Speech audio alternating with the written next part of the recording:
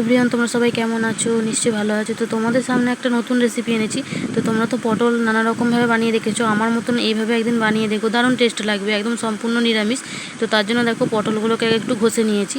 তো এরপরে দেখো একটা চামচের সাহায্যে পটলের দানাগুলোকে আমি বের করে নিয়েছি। তো এরপরে একটা বাটির মধ্যে দেখো একটুখানি চিনি, নুন, লঙ্কা গুঁড়ো, জিরে গুঁড়ো, ধনে গুঁড়ো নিয়েছি ও পরিমাণ মতন ছানা নিয়েছি। তো ছানাটাকে মেখে নিয়েছি। তো এরপরে দেখো পটলের ভিতরে ছানাগুলো ভরে নিয়েছি। তো তারপরে দেখো গরম করে তেলটা, তো এর মধ্যে দেখো পটলগুলো ভেজে নিলাম। তো এরপরে একটু কড়ার মধ্যে একটু তেল দিয়ে একটা শুকনো লঙ্কা, গোটা জিরে ও গোটা গরম মশলা দিলাম ও টমেটো কুচুনো দিলাম। তো পরিমাণ মতন দেখো নুন দিলাম। তো এরপর দেখো একটা বাটির মধ্যে আমি টক দই, একটু ধনে গুঁড়ো, জিরে গুঁড়ো, লঙ্কা গুঁড়ো ও একটু গরম মশলা গুঁড়ো একদম রেডি করে রেখেছিলাম, একটু আদা বাটা দিয়েছিলাম। তো এই মশলাটাকে আমি এর মধ্যে দিয়ে ভালো করে কষিয়ে নিলাম। তো এরপরে দেখো কষানো হয়ে গেলে পটলগুলোকে আমি এর মধ্যে দিয়ে দিলাম। তো দিয়ে এবার আমি একটু পরিমাণ মতন জল দিয়ে দেবো। তো জলটা দিয়ে ঢাকা দিয়ে দেবো যাতে সিদ্ধ হয়ে যায় পটলগুলো। তো একদম সম্পূর্ণ নিরামিষ রেসিপি, মাছ মাংস ছাড়া এইটা দিয়েই তোমাদের ভাত খাওয়া হয়ে যাবে। দারুণ টেস্ট হয়েছিল।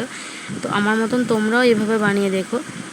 তো এই দেখো নামিয়ে নিয়েছি, দেখতে একদম দারুণ হয়েছিল, লাল লাল। তো তোমরা একদিন বানাও বাড়িতে, কেমন লাগবে প্লিজ কমেন্ট করে জানিও। আমার তো দারুণ লেগেছিল। তো ততক্ষণ বলি টাটা, বাই বাই।